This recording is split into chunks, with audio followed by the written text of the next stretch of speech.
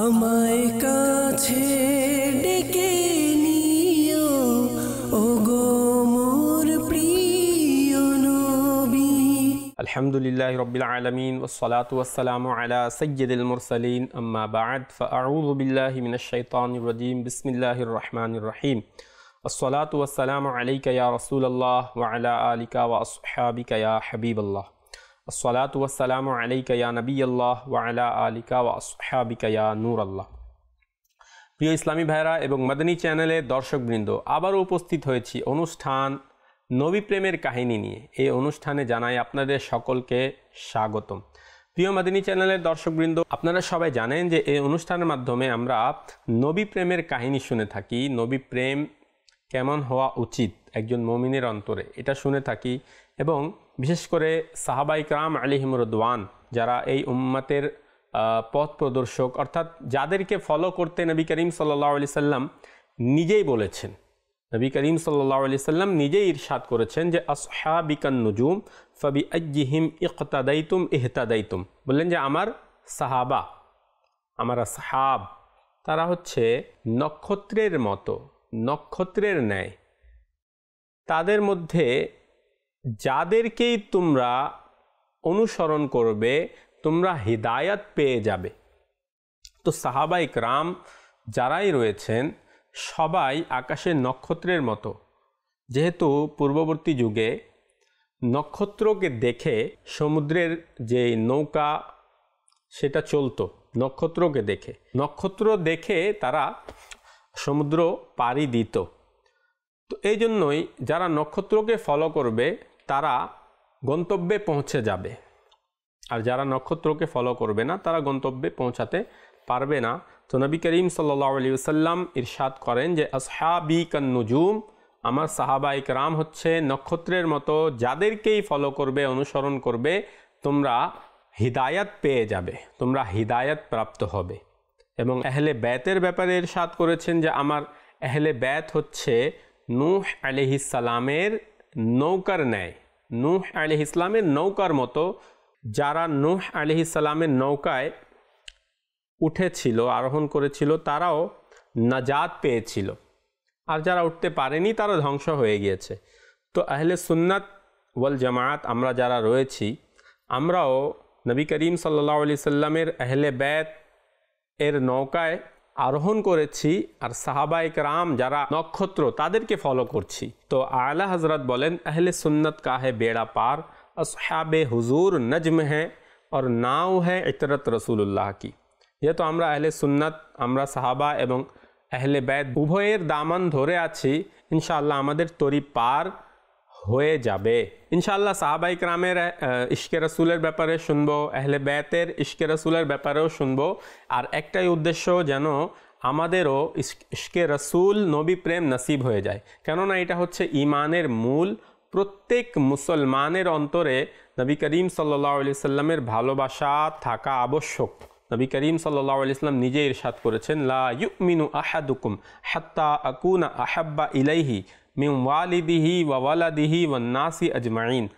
নবী করিম সাল্লাল্লাহু আলাইহি সাল্লাম ইরশাদ করলেন যে তোমরা ততক্ষণ মুমিন হতে পারবে না যতক্ষণ আমি তার নিকট, তার বাবা, তার সন্তান এবং সকল মানুষের চেয়ে বেশি প্রিয় হব না, ততক্ষণ পর্যন্ত ওই ব্যক্তি মুমিন হতে পারবে না। আমরা কি নবী করিম সাল্লাল্লাহু আলাইহি সাল্লামকে সকল কিছু, অর্থাৎ যা দুনিয়াতে রয়েছে সকল কিছুর চেয়ে বেশি নবী করিম সাল্লাল্লাহু আলাইহি সাল্লামকে ভালোবাসতে পেরেছি?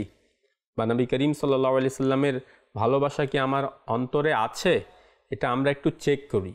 যদি না থাকে তো প্রিয় মাদানী চ্যানেলের দর্শকবৃন্দ, এটা খুবই আফসোসের কথা এবং তওবা করা উচিত আল্লাহ তাআলার দরবারে।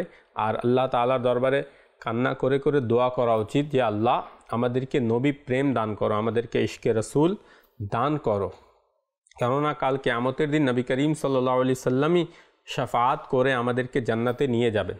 তো যেই নবী আমাদের জন্য শাফাআত করবেন, যেই নবী দুনিয়াতে আমাদের জন্য কান্না করেছেন, যে নবী আমাদেরকে এত ভালোবাসেন, তো আমরা কেন ভালোবাসবো না? প্রিয় মাদানী চ্যানেলের দর্শকবৃন্দ, এই অনুষ্ঠান এর একটাই উদ্দেশ্য, যেন নবী প্রেমের কাহিনী শুনে আমাদেরও অন্তরে নবী প্রেম সৃষ্টি হয়।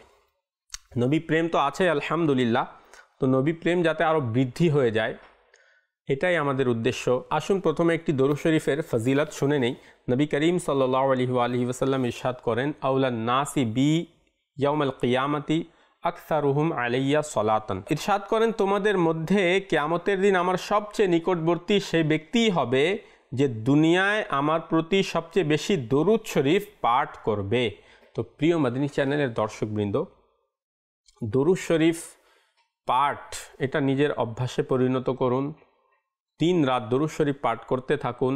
ইনশাআল্লাহ এর বরকতে দুনিয়াতেও বিপদ আপদ দূর হচ্ছে, আর আখেরাতে তো নবী করিম সাল্লাল্লাহু আলাইহি ওয়াসাল্লামের সংস্পর্শ তারা পাবেই যারা বেশি বেশি দরুদ শরীফ পাঠ করবে। সল্লু আলাল হাবিব সাল্লাল্লাহু আলা মুহাম্মদ সাল্লাল্লাহু আলাইহি ওয়া আলিহি ওয়াসাল্লাম। সাহাবায়ে কেরামের মধ্য থেকে কিছু সাহাবা এমন আছেন যাদেরকে আশারায়ে মুবাশশারা বলা হয়। গত পর্বেও আমরা শুনেছি ওই আশরায়ে মুবাশশারার মধ্য থেকে একজন হচ্ছেন হযরত তালহা বিন উবাইদুল্লাহ রাদিয়াল্লাহু তাআলা আনহু। তার ব্যাপারে আমরা শুনছিলাম যে তিনি কেমন আশিকে রাসূল ছিলেন। ইনশাআল্লাহ আজও আমরা তালহা বিন উবাইদুল্লাহ রাদিয়াল্লাহু তাআলা আনহুর ব্যাপারে শুনব। সর্বপ্রথম যেই 8 জন ইসলাম ধর্ম গ্রহণ করেছে তাদের মধ্যে হযরত তালহা রাদিয়াল্লাহু আনহু একজন ছিলেন, এবং হযরত তালহা রাদিয়াল্লাহু তাআলা আনহু ছিলেন ওই 5 সাহাবায়ে কেরামের মধ্য থেকে একজন যারা হযরত আবু বকর সিদ্দিক রাদিয়াল্লাহু তাআলা আনহুর হাতে ইসলাম ধর্ম গ্রহণ করেছেন। অর্থাৎ সিদ্দিক আকবর রাদিয়াল্লাহু তাআলা আনহু ইসলামের দাওয়াত দিলেন আর তারা ইসলাম ধর্ম গ্রহণ করলেন, এবং হযরত তালহা রাদিয়াল্লাহু তাআলা আনহু ওই 10 জন সাহাবায়ে কেরামের মধ্য থেকে একজন যাদেরকে নবী করিম সাল্লাল্লাহু আলাইহি ওয়াসাল্লাম জীবদ্দশায় জান্নাতের সুসংবাদ দিয়েছিলেন। এবং হযরত তালহা রাদিয়াল্লাহু তাআলা আনহু ছিলেন ওই 6 জন সাহাবায়ে কেরামের মধ্য থেকে একজন যারা হযরত উমর রাদিয়াল্লাহু তাআলা আনহুর শুরার যে সদস্য ছিল। হযরত উমর রাদিয়াল্লাহু তাআলা আনহু খলিফা নির্বাচনের জন্য একটা শুরা তিনি বানিয়েছিলেন। ওই শুরার একজন সদস্য হযরত তালহা রাদিয়াল্লাহু তাআলা আনহু ছিলেন, এবং হযরত তালহা রাদিয়াল্লাহু তাআলা আনহু এমন ব্যক্তিত্ব ছিলেন যে নবী করিম সাল্লাল্লাহু আলাইহি সাল্লাম শেষ পর্যন্ত হযরত তালহা রাদিয়াল্লাহু তাআলা আনহুর উপর সন্তুষ্ট ছিলেন, রাজি ছিলেন। সুবহানাল্লাহ। একবার রাসূলুল্লাহ সাল্লাল্লাহু আলাইহি সাল্লামের উটের হাওদা পড়ে গেল।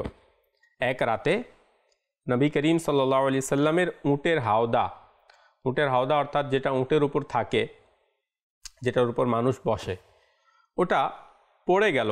তো নবী করিম সাল্লাল্লাহু আলাইহি সাল্লাম ইরশাদ করলেন, যে ব্যক্তি এটা ঠিক করে দিবে তো তার জন্য জান্নাতের সুসংবাদ রয়েছে।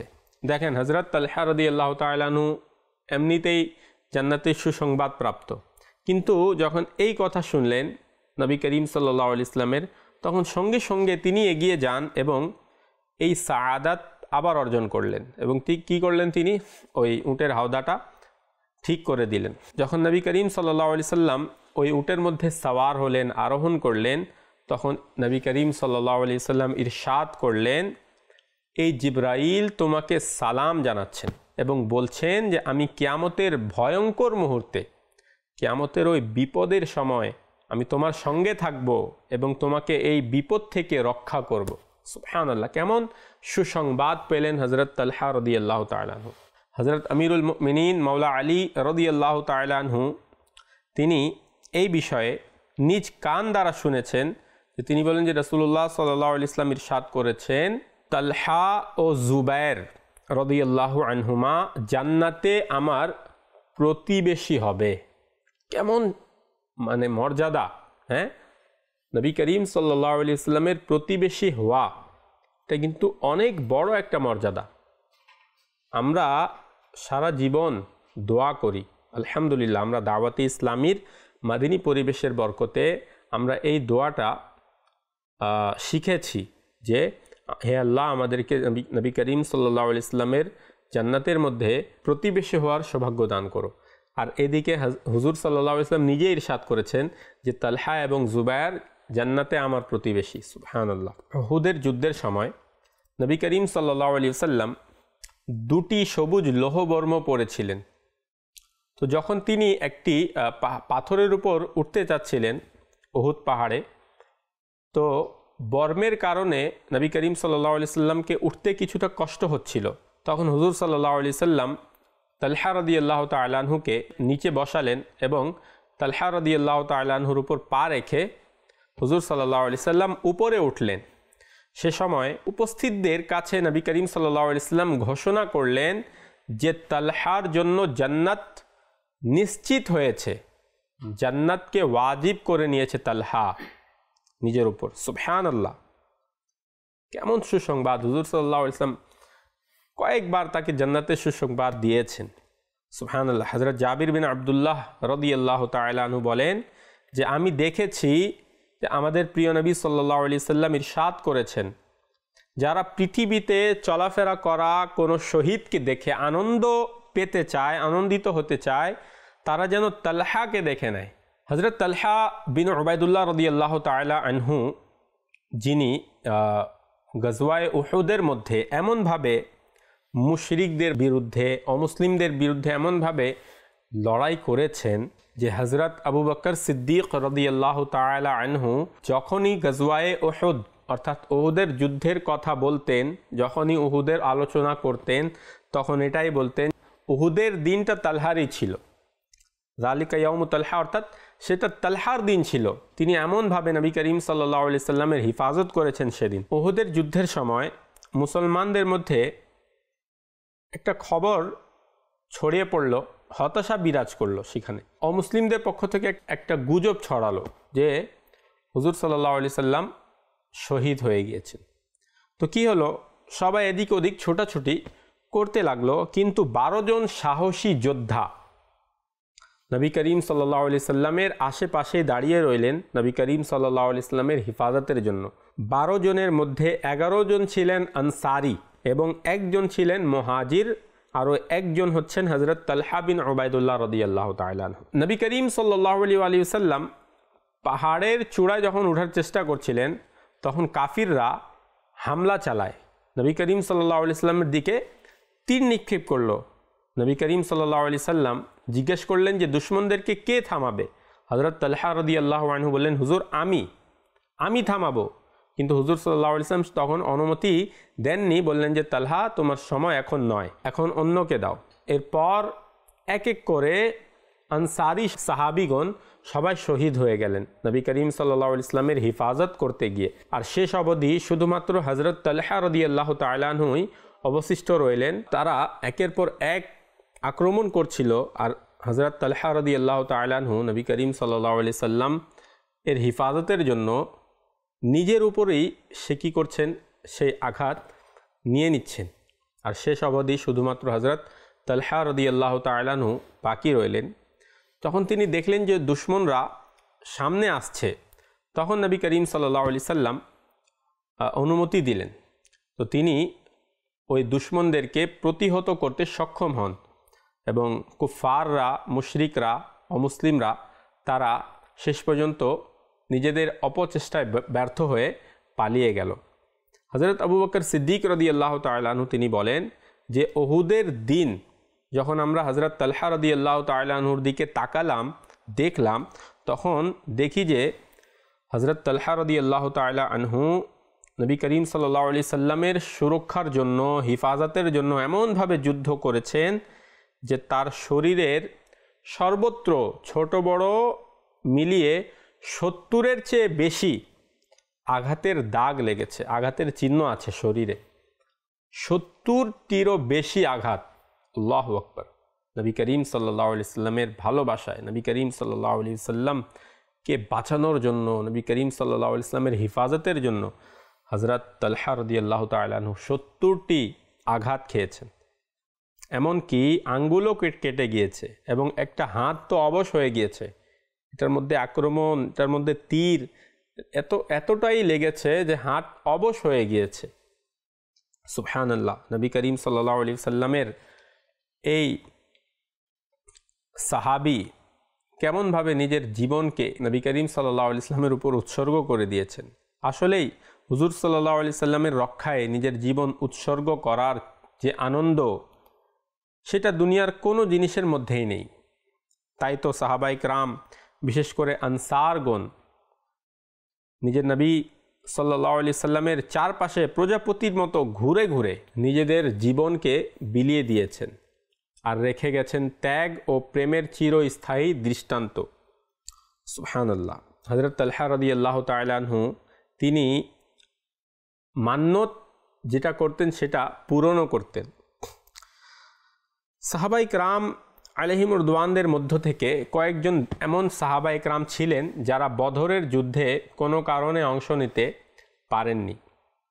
তারা প্রতিজ্ঞা করলেন, মান্যত করলেন, যদি আবার কখনো হুজুর সাল্লাল্লাহু আলাইহি সাল্লামের সঙ্গে যুদ্ধ করার সুযোগ পাই তাহলে প্রাণ উৎসর্গ না করা পর্যন্ত যুদ্ধক্ষেত্র থেকে পিছ পা হব না। আর এই প্রতিজ্ঞাকারীদের মধ্যে ছিলেন হযরত ওসমান গনি রাদিয়াল্লাহু আনহু, হযরত তালহা বিন উবাইদুল্লাহ রাদিয়াল্লাহু আনহু, হযরত সৈয়দুনা সাঈদ বিন যায়েদ রাদিয়াল্লাহু তাআলা আনহু, হযরত সৈয়দুনা আমির হামজা রাদিয়াল্লাহু আনহু এবং হযরত সৈয়দুনা মুসআব বিন উমাইর রাদিয়াল্লাহু তাআলা আনহু। আল্লাহ পাক তাদের এই প্রতিশ্রুতি কোরআনে এইভাবে বর্ণনা করেছেন, বিসমিল্লাহির রহমানির রহিম, মিনাল মুমিনিনা রিজালুন সাদাকু মা আহাদুল্লাহ আলাইহি ফামিনহুম মান কাদা নাহবাহু ওয়া মিনহুম মান ইয়ানতাযিরু ওয়া মা বাদদালু তাবদীলা। মুমিনদের মধ্যে এমন কিছু পুরুষ আছে যারা আল্লাহর সঙ্গে করা অঙ্গীকারকে সত্য প্রমাণ করেছেন। তাদের মধ্যে কেউ কেউ তো তাদের প্রতিশ্রুতি পূর্ণ করেছে, অর্থাৎ শহীদ হয়ে গেছে বদরের যুদ্ধে, আর কেউ কেউ এখনও অপেক্ষা করছে। তাদের যে এই প্রতিজ্ঞা, এটার মধ্যে কোনো পরিবর্তন তারা আনেনি। তো এই আয়াতে যাদের সম্পর্কে বলা হয়েছে যে তারা তাদের প্রতিশ্রুতি পূর্ণ করেছে, তারা হচ্ছে হযরতে সৈয়দুনা মুসআব বিন উমাইর এবং সৈয়দুশ শুহাদা হযরতে সৈয়দুনা হামজা রাদিয়াল্লাহু তাআলা আনহু।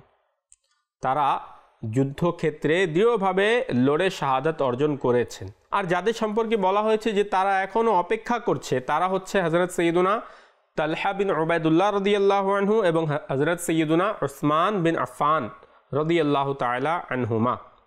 তারা পরবর্তী সময়ে শাহাদাতের মর্যাদা লাভের প্রতীক্ষায় ছিলেন।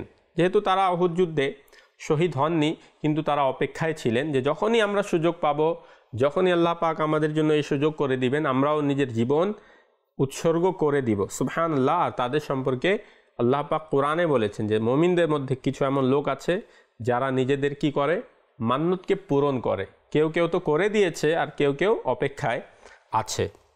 হযরত উম্মুল মুমিনিন হযরত সৈয়দাতুনা আয়েশা সিদ্দিকা রাদিয়াল্লাহু তাআলা আনহা বলেন যে একবার আমি আমার ঘরে বসেছিলাম, নবী করিম সাল্লাল্লাহু আলাইহি ওয়া আলিহি ওয়াসাল্লাম সাহাবায়ে কেরামের সঙ্গে আঙ্গিনায় উপস্থিত ছিলেন।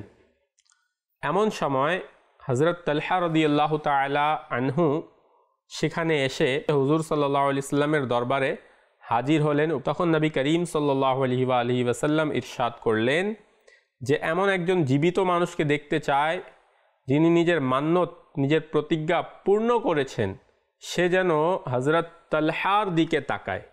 অর্থাৎ তালহা এমন একজন মানুষ যে নিজের মান্যতকে পূরণ করে দিয়েছে, যে আল্লাহ পাকের সাথে যে প্রতিজ্ঞা করেছে, যে অঙ্গীকার করেছে, সেটা সে পূর্ণ করে দিয়েছে।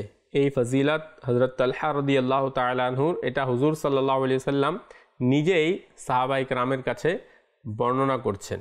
হযরত তালহা রাদিয়াল্লাহু তাআলা আনহু ছিলেন এমন একজন সাহাবী যিনি আল্লাহ ও তার রাসূলের পথে দেয়া প্রতিজ্ঞা পূর্ণ করে দেখিয়েছিলেন। জীবিত অবস্থাতেই শহীদের মতো মর্যাদার অধিকারীও হয়েছেন তিনি। যে নবী করিম সাল্লাল্লাহু আলাইহি ওয়াসাল্লাম এটাও বলেছেন যে জীবিত এমন কাউকে দেখতে চায় যে চলাফেরা অবস্থায় শহীদ, সে যেন হযরত তালহাকে দেখে নেয়। সুবহানাল্লাহ। হযরত তালহা রাদিয়াল্লাহু তাআলা আনহুর ভিতরে বিনয় অনেক ছিল। একবার তিনি কয়েকজন সাহাবীকে নামাজ পড়ালেন। নামাজ শেষে সালাম ফেরানোর পর তিনি সবাইকে বললেন, তাদের দিকে ফিরে বললেন যে আমি ইমামত করার আগে তোমাদের কাছে কোনো অনুমতি নেয়নি, অনুমতি নিতে ভুলে গিয়েছি। বলো, তোমরা কি আমার ইমামত করা নিয়ে সন্তুষ্ট আছো?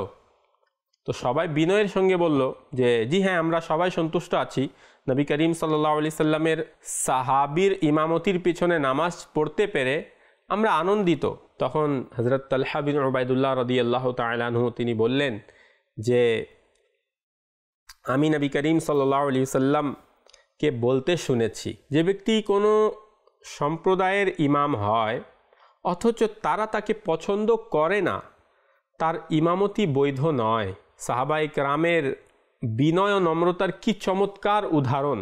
আসলে যিনি হুজুর সাল্লাল্লাহু আলাইহি সাল্লামের মুখ থেকে জান্নাতের সুসংবাদ পেয়েছেন, তার ইমামতি কেউ কিভাবে অপ্রিয় ভাবতে পারে, কিভাবে কাউকে খারাপ লাগতে পারে? এটা তো হতেই পারে না। সাহাবায়ে কেরাম আলাইহিমুর রিদওয়ান ছিলেন তাকওয়া ও পরহেজগারির সর্বোচ্চ পর্যায়ে। তারা সর্বদা চেষ্টা করতেন যেন কোনো কাজ হুজুর সাল্লাল্লাহু আলাইহি ওয়া আলিহি ওয়াসাল্লামের সুন্নাতের পরিপন্থী না হয়। হুজুর সাল্লাল্লাহু আলাইহি ওয়াসাল্লামকে তারা এত ভালোবাসতেন যে সুন্নাতের পরিপন্থী কোনো কাজ হয়ে যায় এটা তারা কখনোই পছন্দ করতেন না, যে হুজুর সাল্লাল্লাহু আলাইহি ওয়াসাল্লামের সুন্নাতের পরিপন্থী কোনো কাজ হয়ে যায়।